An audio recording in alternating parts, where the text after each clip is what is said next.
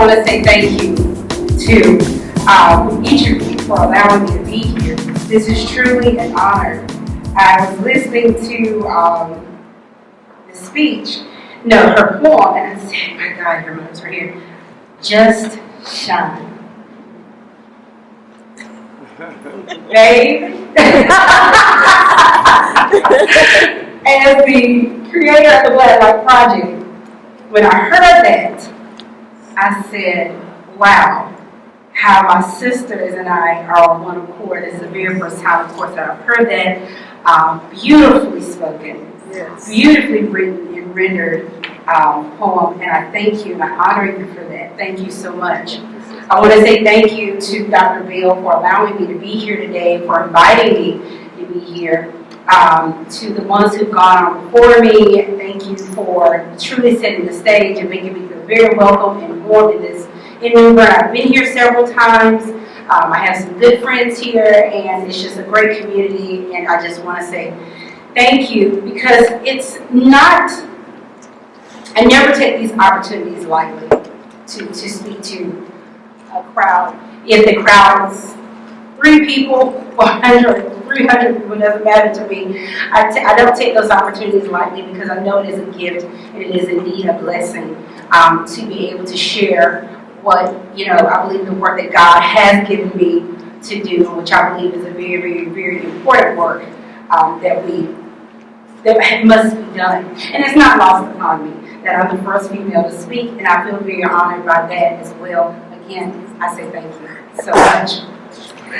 Today, as I come before you, though, before a room of doctors, lawyers, visionaries, and community leaders, activists, organizers, students, from perhaps middle school to high school and college and wherever you are in your walk of life, I want to come to you as a friend, a sister, a mother, a wife, a colleague, and more than anything, someone who, like you, as we are a like-minded body, who sees the importance of the work concerning that of our African American males.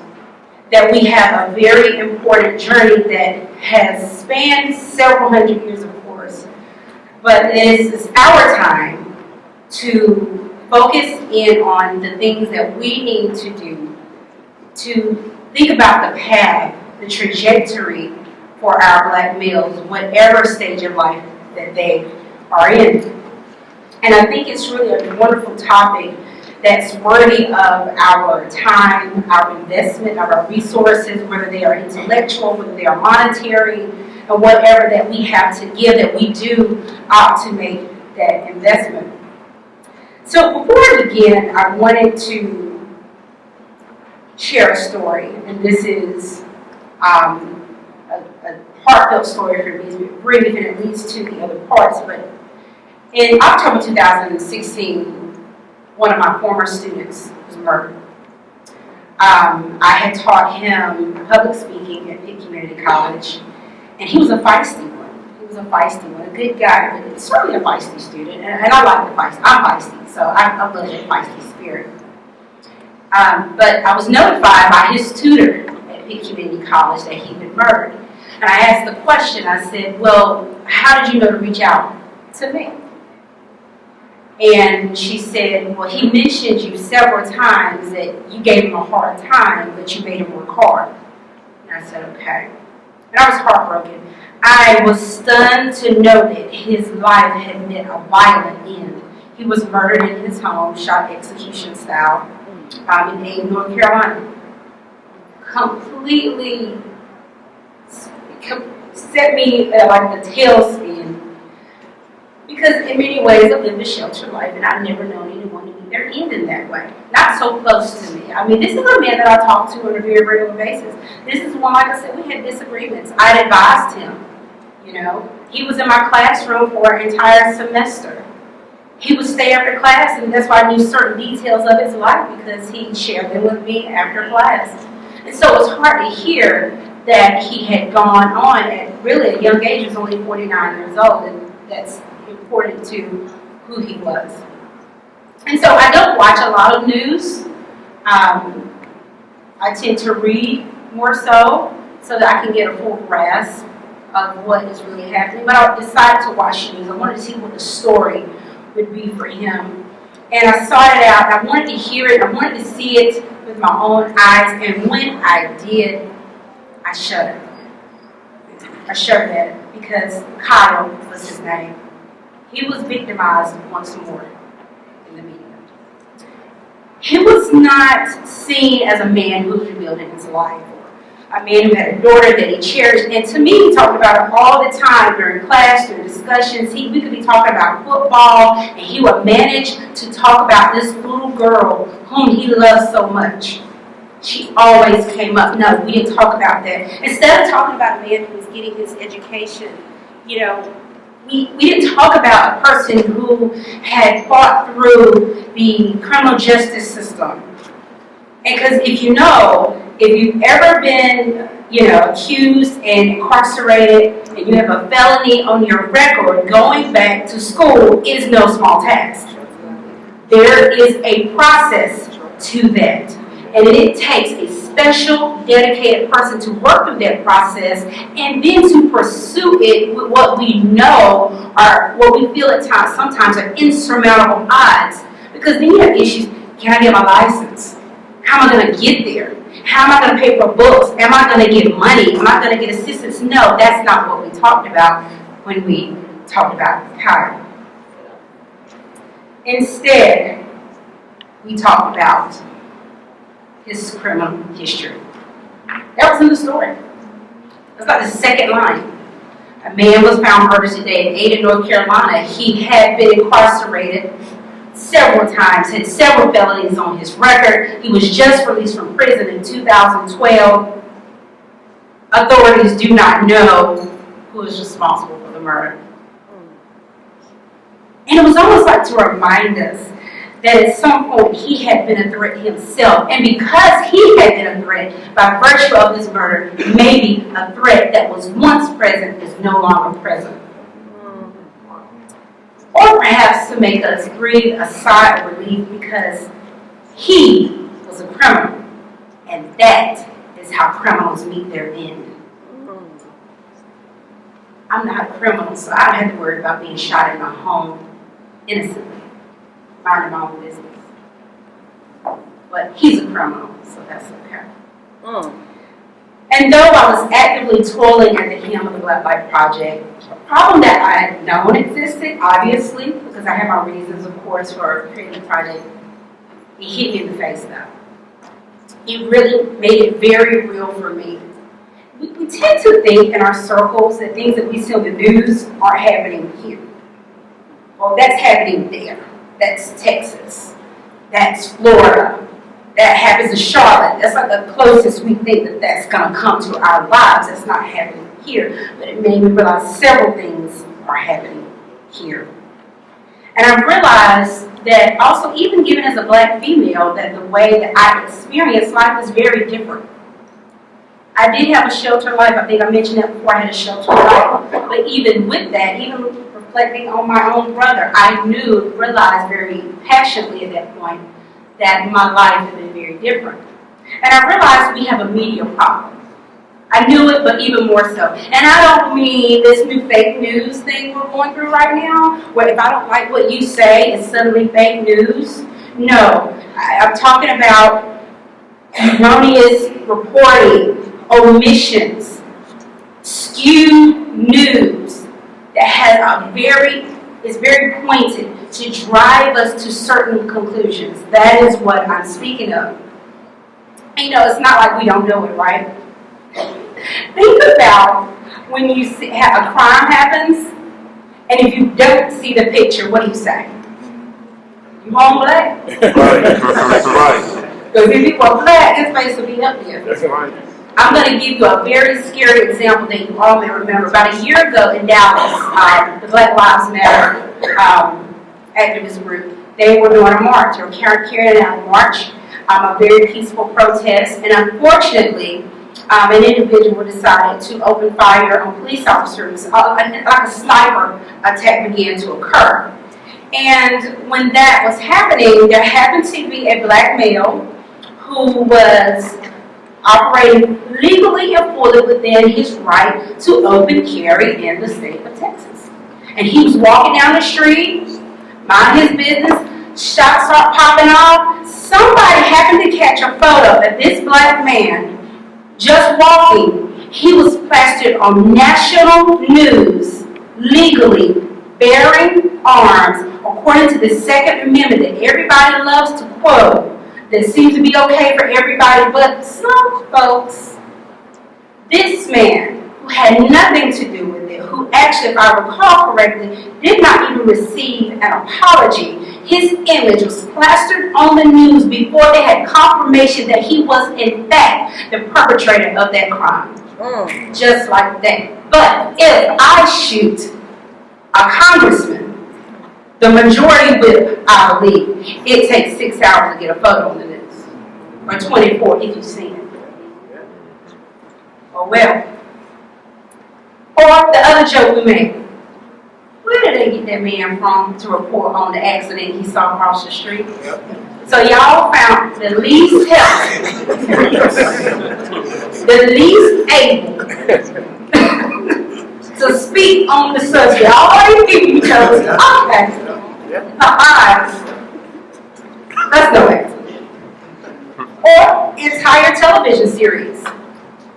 You set a series in New York and you didn't find one black or brown body to put in the cast or even in the background?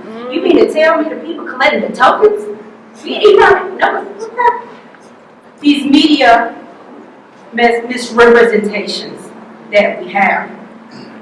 Or, sadly, in the case of Cal, black males are criminalized when they are on the receiving end of violence. And in effect, they are victimized not once, but twice. Again, as if to justify their death or their assault, our media takes great care to unearth their shady or criminal past, down to trivial acts of childhood foolishness.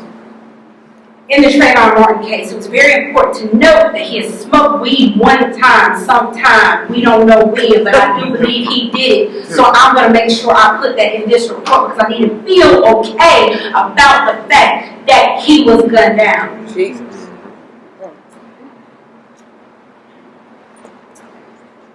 But in other words, we have a media like mountains, like molehills, like to drag skeletons, closets. That's what they do to drive home something that was reported in the 2011 report, and it still stands very true. I love this particular report. There's a little age on it, but statistics stand to bear it. This media representations and the impact on black men by the Opportunity Agenda, which is in partnership with the Tide Center and the Open Society Foundation Campaign for Black Male Achievement. There are 5 ways in which black males are misrepresented in the media, and I'm going to very briefly go over those with you. The first is underrepresentation. And what it means is we have a lack of relatable characters. The general representations of black males just aren't there. You don't see them in roles as doctors and lawyers or in roles as a teacher or just your friendly whomever in the neighborhood. Think of when we see experts from black males. Think about that. When is it normally? When a crime has been committed. When it is, if it is a black doctor, it's usually pertaining to an issue pertaining to black people. You don't get a doctor to speak on large-scale issues, okay? Even if he's there to talk about HIV, they want him to talk about the population, the black population. They don't want him to just talk about in general, about his knowledge in general. It's always to that population alone. And typically that's where our expertise is applied, especially the black male. It is applied in being a black male in this industry and talk about black people or black males, and that's it. So we have underrepresentation. 2, negative associations are exaggerated. And what that means is we have an issue with black males where the focus is placed primarily on their criminality, unemployment, and poverty. The current administration has been mentioned a few times. And during that campaign run, there was some information that was given that was skewed. It was a little erroneous. It was saying that in regards to employment, that black males are the least employed, and you know, these black teenagers, they don't have jobs, and you know, when you kind of level that out according to age, and then being in college, and things like in the military, and things like that, it really wasn't as bad as they were trying to make it seem. But it was really exaggerated. Or this other term that I don't like called black on black crime, which pathologizes the fact that crime is proximal, meaning I live in a black neighborhood. If I'm going to rob somebody, I'm going to rob my neighbor who is black. So if you look at FBI statistics, white on white crime exists too. Yeah. I've never seen a news report about what we're going to do in America about white on white crime, Hispanic on Hispanic crime, Asian on Asian crime, whatever. I've never seen any ones. Because we have this obsession in America with what black males, black people, what we're doing wrong. So look at the story of my student, even in the criminality. He was associated with what he did wrong. As if like that was going to help us understand what happened. No, what would help us understand what happened is our law enforcement going out, find out who killed him, and that would help us understand what happened to him. That is really more of an understanding versus focusing on that negative aspect. 3, on the flip side, positive associations are limited. Think about what black males are known for. Athleticism, virility. You know what that means? Come on. Come on. Tell us. It means being baby, don't it? And I laugh because my husband and I have 8 children, so but I don't believe that's the best of who he is. So he doesn't like the world. You know, what he offers me is different from the world. Right. And masculinity. Often they are not associated with their intelligence, their creativity, their mental dexterity, their intellectual ability that contributes in a positive way to the community. Think about what the names President Obama was called. Snooty. Uppity. Why? Because he was respectful. He was the thing that you told us we should teach our black boys to be. Writing how to talk, writing how to act, writing how to pants up, read a book, and have some intelligence. He'll be snippy. And an embarrassment. To whom is he an embarrassment? So you take LeBron James and Stephen Curry and Cam Newton, these high-power athletes. They hold the banner, and I have no problem with any of them. In fact, I am a fan. Don't get me wrong now. Y'all would probably go all day, some of y'all guys about sports. I can't do that. That's not God's gift to me, but I do enjoy sports, and I do admire what they do because I know it takes a great amount of work ethic in order to get to that level, but they are holding the banner. That's the only positive association that our black men get, is that they can dribble a ball real good, and in fact, they dribble it real good, but we need a quarterback. We only need 1 or 2 in the league. We don't want you to coach it, though. You can throw the ball, you can catch it, you can run it down the field, but I don't want you to coach it. And we have these sports over here that we kind of don't want you to play. We like it when you play these sports. This is where you belong. Black men, again, known for their sexual prowess, which is, again, this blessing and this curse. Because you got to be real, real careful, because they'll rape wives and rape kids because they're out of control. But some about that mandingo, right? Right. All right? And their masculine attributes, strong, their strength. And though I can't say that these things are not admirable things, I think they're wonderful things. I think it's beautiful and wonderful to see a black man in his stride and walking down the street and just being who he is with his shoulders rolled back and his head held high. I I think it's a beautiful, wonderful thing. But more than the shoulders and the walk and the legs and the arms and the triceps and biceps, I am more interested in what is here, because that is what has the power to change our world. All right. All right. And these things are predicated upon the physicality and not who they are on the inside. And that leads us to then becoming the problem frame. And that's how they're usually framed in stories, as this issue, this problem to be solved, this Rubik's Cube. Well, how are we going to turn it and fix him to get him right? Because naturally he's not in order. He is naturally cannot be inherently. He has adopted and been given in his DNA. I like Kendrick Lamar, by the way. So if you haven't heard the song DNA, download and check it out. But in his DNA, it's not loyalty. It's not royalty in his DNA. It's crime in his DNA. It's pain in his DNA. It's poverty in his DNA. It's his ability to hurt another person and not care. His empathy, no empathy. His apathy is in his DNA. What are we going to do about this black man, this problem that we brought over here against his will? What are we going to do about it? How are we going to make it right? And so when he's gunned down on the street, I just solved the problem. I didn't kill a man. I solved the problem. And finally, missing stories. Historical context and systemic issues are ignored by the media. That's why this is important.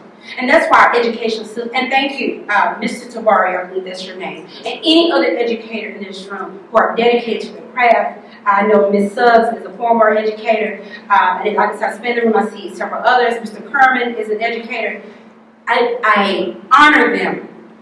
And I know that, like me, I take every opportunity to sprinkle in real history. Because when we do not understand historical context and we do not understand systemic issues, then what we do is we apply a Band-Aid to a gaping wound. We want to talk about the ghettos, and we want to talk about impoverished areas, but we want to ignore redlining that created that. We want to ignore the acts and the policies that said men could not be in the home of their own child lest you not get help, so the mother chooses. Will I have food for my child or a father for my child? Because the father can't get employment because of discriminatory hiring practices. Right. Or he made a mistake umpteen years ago. And the best that he can hope for is minimum wage. And I don't know, but right now, what I can get from the government is a little bit better. It seems to be helping my child a little bit better than your presence. So I have to make this choice. We want to ignore that. We say, where are their leaders in the black community? You killed them. We have some leaders. We had Medgar Evers. We had Dr. Martin Luther King. We had Malcolm X. The list goes on. And if you didn't kill them, you were trying to kill them or put them in prison. And they fled. Or they got real quiet because, again, I got kids at home. They got quiet. Right. They got quiet. Huh? They quiet. They quiet. They quiet. Hey, you ready to hear first? Well, third. You might have heard it before. But thank you. What am I going to do? Am I going to get a job so I can feed my kids? Or am I going to keep taking up the cause? And that is oftentimes the choice that we feel ourselves making. I can't post this, I can't say that, I can't talk about that. Because I could lose. And so we have a system that has these root causes we ignore. And so when we miss these stories, and through our educational system and through the media, when we miss these stories, I could talk all day about what black folks need to do. But just get out there and go get. Do you know what that takes? I had a conversation with a man about the ID, the voter ID situation. Okay, I don't have a car. And so I gotta get on bus or something, and maybe all I have is $5 for the rest of the week. I said, you and I don't necessarily live in this world, but I know what it's like to choose between having to pay a bill of 15, 20, nothing, a very small fine, nothing, and feeding my kids for the rest of the week. I'm not paying a fine, and I have 3 little kids looking at me like, yo, what's up? I'm hungry. All right? So what am I going to do? Am I going to go get a birth certificate, pay Ray $5 to take me to go get the birth certificate, ride down there to the Social Security office and wait 25 days for them to finally call my number, then not know how to help me, and then when I finally get it, got to wait 2 weeks for that to come in, and then go down to the DMV, got to pay Ray $5 more gas, sign my 10, and so by the time I get down there, I done spent $30, thank you, brother. $30 trying to get that free ID that you said I could have so I can vote in November for people who really don't speak to my issue. I don't know what they're talking about because they come to my hood to talk to me about what's going on with me. So I tell you what I do, I keep my $30 and buy a couple packs of oodles and noodles and a soda because, you know, I'm in a food desert and I can't even afford good food. So that's what I'm going to do. Oh my. If black people would just do. All right.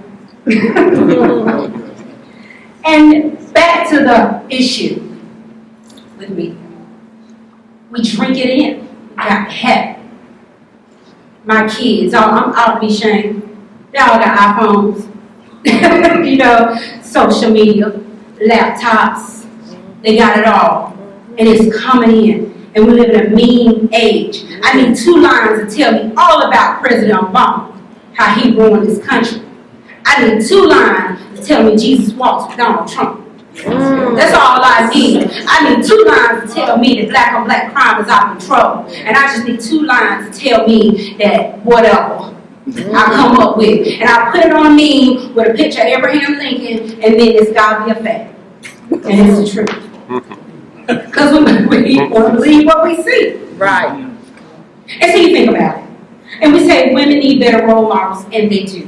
And we need to represent and reflect black women in the beauty of who they are. Light, dark, in between, long hair, short hair, coarse hair, straight hair, curly hair, whatever. They should be celebrated for their intelligence more than their bodies. And they should be seen as all these wonderful things. Our men need that too. Right.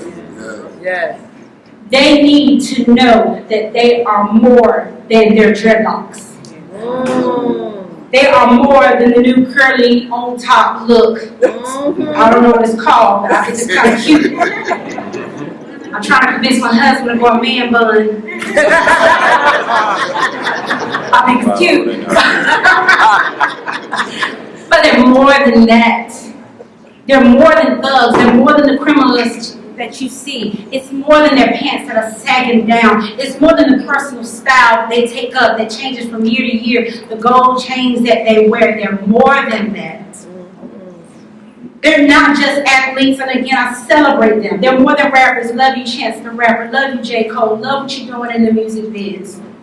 But you can be more than that. You can be a scientist. Show me a black man in a white coat so we don't have white coat syndrome, where black people are afraid or get a sense of anxiety to the point that their numbers literally change on paper by virtue of a person walking in the room with a white coat on because they feel inferior by that white coat. Maybe they should see a person in a white coat who looks a little bit like them, and they should be celebrated for that. Yes. Perhaps. And more recently, the media.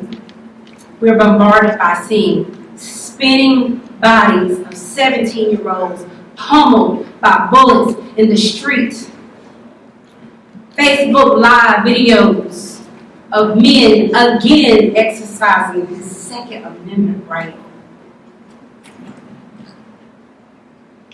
Social media posts where before you even get a choice, you can see a black man shot dead, take his last breath, assaulted violently. And a great deal of this has to do with the narrative. As G. Tyler Taylor says in the film, The Black Light Project, he says, you cannot see a dog shot on TV. Think about that. Have you ever seen a dog shot on TV? Have you ever? You better not see one shot on TV. You going away from here. As the old folks say, you going away from here. But how many of us, by a literal show of hands, have seen a black man die in the media? The trauma of that alone. But the reality that we can't see a person we can't see a dog take his last breath, but we can see a person lose his life. Jesus. And the thing about it, we dissect it and we play it, and it's talked about, and experts, and the law enforcement officers, and the courts, and the laws, and and we do all that. At the end, who's guilty? He's guilty of what? Nothing but being there and getting killed. But to be sure, as shocking as it all is, and as painful as it is, as I sat with my sons and I cried over the Trayvon Martin verdict, and I thought about my nephew who had been walking around with his hoodie on. And recently, when my son said to me that he wanted to go jogging and he had a hoodie on, and I said, no, I don't think so. There are many fallouts from that. Aside from the sidewalk deaths, black boys being suspended at higher rates, robbed of their intellectual potential, the young fathers criminalized, their charisma not developed into leadership. There's so much more that occurs. And because of that, the Black Light Project was created, which is a photography, as you see these photos, and a documentary project I jokingly called Lemonade. Filmed on Sundays during the football season, as you can see here. I'm kind of out of football right now anyway, Colin Kaepernick. But these men sat down and allowed me into their head space and into their mind space. And I was grateful for that. They talked about their thoughts, concerns, and their reflections. And they were real brothers, flawed, but redeemed, hurt yet loving, challenged yet daring, black yet light. And I want to close, and as I get that, I got the signal too, Tabari. I got the signal. Shut up. All right. Okay. I want to close on a very short spoken word that begins the film, The Black Light Project. It is sort of like a lemonade. It is poetry, it's set to music, it's photography, it's interviews, it's this beautiful thing. But I want to close with this poem. This is for the men who are quietly gentlemen, quietly husbands, quietly brethren, quietly human. This is for the men whose black is deeper than skin, whose light is brighter than the glare of sin, whose gift is the power he holds within. This is for my men who walk by and don't know that I notice. While, brother, yes, I took notice, and I'm here to put you on notice that this is for our men. Colored by the depth of the rainbow's delight, color of my flank to my left and my right, the leader of the pack, the roar of the pride. Don't hide another day. Step up, my brother, my father, my son, my uncle, my friend, my cousin, my homie, my lover, my black man. You are light. Let your soul so shine. Thank you.